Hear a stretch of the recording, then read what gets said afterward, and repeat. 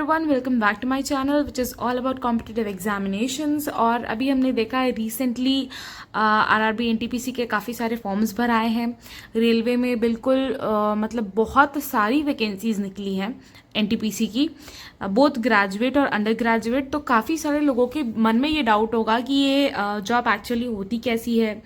काफ़ी सारे लोग ऐसे हैं जिन्हें रेलवे में जाने का मन है, तो ये जॉब उनके अकॉर्डिंग है कि नहीं। तो उसके लिए मुझे ये लगता है कि मैं इस वीडियो में आपको काफ़ी हद तक इन्फॉर्मेशन दे पाऊंगी, तो ये वीडियो आखिर तक देखिएगा। सबसे पहले तो एनटीपीसी है क्या। नॉन टेक्निकल पॉपुलर कैटेगरी में दो तरीके से पोस्ट निकाले जाते हैं, एक होता है ग्रेजुएट्स के लिए और एक होता है अंडर ग्रेजुएट्स के लिए। और technical non popular technical category मतलब वहाँ पे ऐसे सारे पोस्ट होते हैं जिसमें आपको टेक्निकल क्वालिफिकेशन या फिर टेक्निकल नॉलेज की कोई उतनी ज़्यादा ज़रूरत होती नहीं है। और साथ ही साथ बहुत अच्छे पोस्ट होते हैं जिसमें आप काफ़ी अच्छी सैलरी भी जो है एक्सपेक्ट कर सकते हैं। और साथ में बहुत अच्छा तरीका है अगर आप रेलवे में एंटर करना चाहते हैं तो। इस वीडियो में हम जितने भी नॉन टेक्निकल पॉपुलर कैटेगरीज में ग्रेजुएट्स के लिए जो पोस्ट निकला है उसके बारे में डिस्कस करने वाले हैं।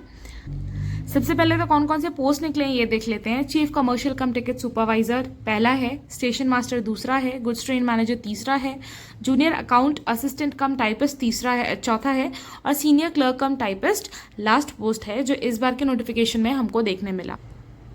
एज क्राइटेरिया देख लेते हैं। तो जितने भी पोस्ट हैं सारे के सारे पोस्ट में एज क्राइटेरिया सिमिलर है, 18 to 33 ईयर्स। और एजुकेशनल क्वालिफिकेशन मैंने आपको पहले ही बता दिया। इस वीडियो में हम सारे वो पोस्ट डिस्कस करने वाले हैं जो कि एनटीपीसी ग्रेजुएट कैटेगरी के अंदर हमें देखने को मिले थे। मतलब मिनिमम एजुकेशनल क्वालिफिकेशन आपका होगा ग्रेजुएशन, और साथ ही साथ में एज आप देख सकते हैं 18 to 33 ईयर्स। अब एज रिलैक्सेशन जो नॉर्मल सारे नोटिफिकेशंस में आता है उस हिसाब से एज रिलैक्सेशन रहेगा, लेकिन नॉर्मल जो एज है वो है 18 to 33 ईयर्स। अगर स्टेजेस ऑफ एग्जाम की बात करें हम कि एग्जाम किन स्टेजेस में होने वाला है, तो सबसे पहले तो there shall be 2 stage computer based test CBTs. मतलब 2 सीबीटीज होने वाले हैं। सीबीटी कंप्यूटर बेस्ड टेस्ट जिसमें आपको पेन पेपर का कोई रोल नहीं रहेगा, कंप्यूटर में एग्जाम होना है। उसके बाद फिर ये 2 टेस्ट होने के बाद computer based aptitude test, typing skill test wherever applicable. मतलब कुछ ऐसे पोस्ट हैं जैसे कि आप देख सकते हैं senior clerk cum typist, junior account assistant कम टाइपिस्ट। तो ये सारे जो पोस्ट हैं इनके लिए आपको अलग से टाइपिंग स्किल का टेस्ट देना होगा। अदरवाइज जो 2 मेन जो टेस्ट होने वाले हैं वो होने वाले हैं 2 सीबीटीज। यहाँ पे और क्लियरली मेंशन किया हुआ है कि computer based aptitude test for station master, मतलब स्टेशन मास्टर के लिए कंप्यूटर बेस्ड एप्टीट्यूड टेस्ट होगा एक। उसके बाद फिर typing skill test for senior clerk cum typist. ये जो 2 पोस्ट हैं इनके लिए टाइपिंग स्किल टेस्ट होने वाला है। और जो एक पोस्ट है गुड्स ट्रेन मैनेजर और सीनियर कमर्शियल कम टिकट सुपरवाइजर, इनके लिए सिर्फ 2 सीबीटीज होंगे और उनके बाद फिर डॉक्यूमेंट वेरिफिकेशन और मेडिकल एग्जामिनेशन होगा। फर्दर और कुछ भी इसमें नहीं है। एग्जाम के रिगार्डिंग एक और इम्पॉर्टेंट चीज़ कि यहाँ पे नेगेटिव मार्किंग होती है। तो जी हाँ, यहाँ पे नेगेटिव मार्किंग होती है। There shall be negative marking for incorrect answers in CBTs. Deduction of 1/3 of the marks allotted for each question shall be made for each wrong answer. मतलब आपने अगर एक भी गलत आंसर दिया तो उसके लिए आपके 1/3 मार्क्स काट दिए जाएंगे। ठीक है, अब एग्जाम के बारे में थोड़ा सा डीपली डिस्कस करते हैं। मतलब पहला जो सीबीटी होने वाला है उसका पैटर्न क्या होने वाला है। एग्जाम ड्यूरेशन होने वाला है 90 मिनट्स, जिसमें नंबर ऑफ क्वेश्चंस आप देख रहे हैं। हर एक क्वेश्चन को कितने मार्क्स अलॉटेड हैं, 1 मार्क्स अलॉटेड है। जनरल अवेयरनेस में 40 क्वेश्चंस मतलब 40 क्वेश्चंस ऑफ 40 मार्क्स। मैथमेटिक्स में 30 क्वेश्चंस मतलब 30 क्वेश्चन ऑफ 30 मार्क्स। और जनरल इंटेलिजेंस एंड रीजनिंग में भी 30 क्वेश्चंस मतलब 30 क्वेश्चंस ऑफ 30 मार्क्स। तो टोटल नंबर ऑफ क्वेश्चंस हो जाते हैं 100 और टोटल नंबर ऑफ मार्क्स भी क्या हो जाते हैं 100। ठीक है, अब देखिए यहाँ पर क्या लिखा हुआ है। The first stage CBT is of screening nature and the standard of questions for the CBT will be generally in conformity with the educational standards prescribed for the post. The normalized score of first stage CBT shall be used for shortlisting of candidates of second stage CBT as per their merit. मतलब first stage बस screening nature का होने वाला है। मतलब उसमें से लोगों को छांटा जाएगा किस तरीके से कौन कितना अच्छा परफॉर्म कर रहा है, उस हिसाब से वहाँ से लोग छट करके सेकेंड स्टेज यानी कि सेकेंड सीबीटी में जाएंगे। तो फर्स्ट में अगर आपको रिजर्वेशन मिला हुआ है, आप किसी भी कैटेगरी में हैं जिसमें आपको रिजर्वेशन मिलता है, तो फर्स्ट सीबीटी में उसका कुछ काम नहीं आएगा। Candidates who are short listed for second stage CBT availing the reservation benefits of centralised employment notice. तो मतलब सेकेंड स्टेज जो होने वाला है सीबीटी में, उसमें आपको रिजर्वेशन के बेनिफिट मिलेंगे। फर्स्ट स्टेज जो है सिर्फ एक स्क्रीनिंग की तरह है। सेकेंड स्टेज जिसमें एक्चुअल मेरिट के हिसाब से आपको पोस्ट मिलेगी, आपका सिलेक्शन होगा, उसमें आपको रिजर्वेशन बेनिफिट्स दिए जाएंगे। अब यहाँ पे हम रफली थोड़ा सा ऊपर से सिलेबस को भी देख लेते हैं।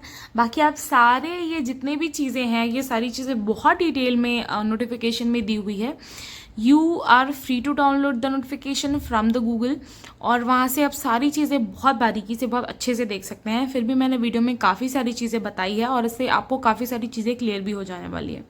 तो सबसे पहले हमने देखा था मैथमेटिक्स, एक पोर्शन है जिसमें ये सारी चीज़ें, जिसमें number system, decimals, fractions, HCM, HCF, LCM, HCF, I am so sorry, ratio and proportions, percentage, mensuration, ये सारी चीज़ें आने वाली हैं। देन इसके बाद जो है पार्ट हमारा जनरल इंटेलिजेंस और रीजनिंग का है, जिसमें analogies, completion of number and alphabetical series, coding and decoding, mathematical operations, ये सारी चीज़ें आने वाली है। आप चाहें तो इसका अच्छे से स्क्रीनशॉट ले सकते हैं। मैं इसको थोड़ा सा क्लियर कर देती हूँ और आप वीडियो पॉज करके सिलेबस अगर आपको चाहिए तो आप स्क्रीनशॉट ले सकते हैं। पहला है मैथमेटिक्स का ये सिलेबस है, जनरल इंटेलिजेंस एंड रीजनिंग का ये सिलेबस है, एंड देन जनरल अवेयरनेस का ये सिलेबस है। अगर आप बोले तो सबसे बड़ा सिलेबस जो है जनरल अवेयरनेस का है, क्योंकि इसमें आपको ये सारी चीज़ें जो हो गई, हिस्ट्री, सिविक्स, ज्योग्राफी, ये सारी चीज़ें तो पढ़नी पड़ेगी, इकोनॉमिक्स वगैरह। इसके अलावा आपको कंप्यूटर नॉलेज भी आना चाहिए, ठीक है। देखिए यहाँ पे basics of computer and computer applications, और इसके अलावा करंट इवेंट्स जितने भी हैं, ठीक है, करंट इवेंट्स भी आपको पता होने चाहिए। अगर रेलवे के द्वारा कुछ नई चीज़ आई है, कोई नया ट्रेन चालू हुआ है, कितना पैसा लग रहा है, कितनी लागत है, वो सारी चीज़ें भी, बहुत सारी चीज़ें जो है करंट नॉलेज की आपको पता होनी चाहिए, ठीक है। तो आई होप आपने स्क्रीनशॉट ले लिया है। अब हम नेक्स्ट बात करते हैं सेकेंड स्टेज, जो सेकेंड कंप्यूटर बेस्ड टेस्ट होता है उसके बारे में। यहाँ पे आप देख पा रहे हैं second stage computer based test, जो सेकेंड सीबीटी होता है, जिससे एक्चुअल आपका सिलेक्शन डिसाइड होने वाला है, ठीक है। Short listing of candidates for the second CBT shall be based on the normalised marks obtained by them in first stage CBT. मतलब पहले स्टेज का जो सीबीटी होता है कंप्यूटर बेस्ड टेस्ट, उसमें आपने अगर क्वालिफाई कर लिया तो आप सेकेंड स्टेज दिला सकते हैं एग्जामिनेशन का, जो कि है second stage computer based test. Exam pattern की बात करें तो यहाँ पे again exam duration is 90 minutes, ठीक है। 90 मिनट्स का एग्जाम ड्यूरेशन है, मतलब कि आपको 1.5 घंटा मिल रहा है। अब यहाँ पे जनरल अवेयरनेस के क्वेश्चंस 10 बढ़ गए हैं, आप देख सकते हैं 40 क्वेश्चन के यहाँ 50 हो गए। मैथमेटिक्स के 35 क्वेश्चंस और जनरल इंटेलिजेंस एंड रीजनिंग के 35 questions. Total number of questions हो गए 120, ठीक है। Again number of questions each of 1 mark, मतलब जितने 120 क्वेश्चंस है तो 120 मार्क्स का जो होगा हमारा पेपर होगा। अब मैं आपको ये बता दूं कि सिलेबस जो है तीनों का, चाहे वो CBT 1 हो या CBT 2 हो, आप अच्छे से देख सकते हैं, कोई भी चेंज नहीं है, दोनों का सिलेबस एकदम सेम है। बस जो डिफिकल्टी लेवल होगा वो चेंज हो जाएगा। मतलब मैथमेटिक्स में क्वेश्चंस जो है इन टॉपिक से ही आने हैं, लेकिन जो लेवल होगा क्वेश्चन का वो CBT 1 में ईजी होगा as compared to CBT 2. Same goes for all these 3 sections. यहाँ पे रिक्रूटमेंट प्रोसेस की समरी दी हुई है, आप चाहे तो इसका भी स्क्रीनशॉट ले सकते हैं, ठीक है। गुड्स ट्रेन मैनेजर के लिए CBT 1 होता है, CBT 2 होता है। स्किल टेस्ट कुछ भी नहीं है, आप देख रहे हैं ब्लैंक है। सीनियर क्लर्क कम टाइपिस्ट के लिए भी CBT 1, CBT 2, लेकिन यहाँ पे टाइपिंग स्किल टेस्ट है। जूनियर अकाउंट असिस्टेंट कम टाइपिस्ट के लिए भी टाइपिंग स्किल टेस्ट है। चीफ कमर्शियल कम टिकट सुपरवाइजर के लिए कुछ भी नहीं है ऐसा, और स्टेशन मास्टर के लिए भी कंप्यूटर बेस्ड एप्टीट्यूड टेस्ट होना है।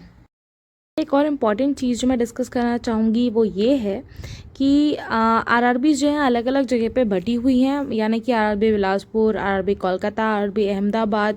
तो ये सारे क्या हैं, उन जगह के प्रॉपर जो जैसे लोग हैं वो यहाँ से फॉर्म भरेंगे। आरआरबी कोलकाता हो गया, आरआरबी अहमदाबाद, आरआरबी बिलासपुर। लेकिन अगर आप वैकेंसी को देखते हुए कहीं और से फॉर्म भरना चाहें तो आप उसके लिए भी भर सकते हैं, कोई मना ही नहीं है। मैं बस आपको ये बताना चाह रही हूँ कि हर आरआरबी में हर पोस्ट नहीं आए हैं। जैसे कि आप देख सकते हैं आरआरबी कोलकाता में आपको 5 पोस्ट दिख रहे हैं, ठीक है, जो हमने वीडियो के स्टार्टिंग में डिस्कस किए। लेकिन यहीं पे आप अगर आरआरबी मालदा चले जाएं तो यहाँ पे आपको चीफ कमर्शियल कम टिकट सुपरवाइजर दिख रहा है, स्टेशन मास्टर दिख रहा है, गुड्स ट्रेन मैनेजर दिख रहा है, सीनियर क्लर्क कम टाइपिस्ट दिख रहा है। यहाँ पे मेरे ख्याल से आपको ये जूनियर अकाउंट्स असिस्टेंट कम टाइपिस्ट नहीं दिख रहा होगा, ठीक है। देखिए यहाँ पे 4th कैटेगरी का जो पोस्ट था वो नहीं है। तो ऐसे कई सारे आरआरबीज में कई सारे पोस्ट नहीं है, तो उस अकॉर्डिंग आप फॉर्म भरेंगे कि आपको कौन सा पोस्ट चाहिए और वो कौन से आरआरबी में अवेलेबल है, वो आरआरबी आपके घर से कितनी दूर है, आप बाहर जाकर के दूसरी जगह दूर रह करके नौकरी करना चाहते हैं कि नहीं, ये सारी की सारी चीज़ें आपके ऊपर डिपेंडेंट है। यहाँ पे अलग अलग जो है नंबर ऑफ वैकेंसीज भी आपको दी हुई है। यूआर मतलब general category, ST, SC, OBC सब में कितने कितने पोस्ट निकले हुए हैं वो भी आप देख करके वैकेंसी के अकॉर्डिंग फॉर्म भर सकते हैं।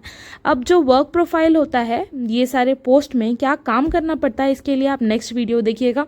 एक साथ क्या वीडियो बहुत ज़्यादा पाइलअप और बड़ा हो जाता है, तो इसलिए आगे के वीडियो के लिए नेक्स्ट वीडियो देखिए मेरे चैनल पे, that is all about competitive examinations.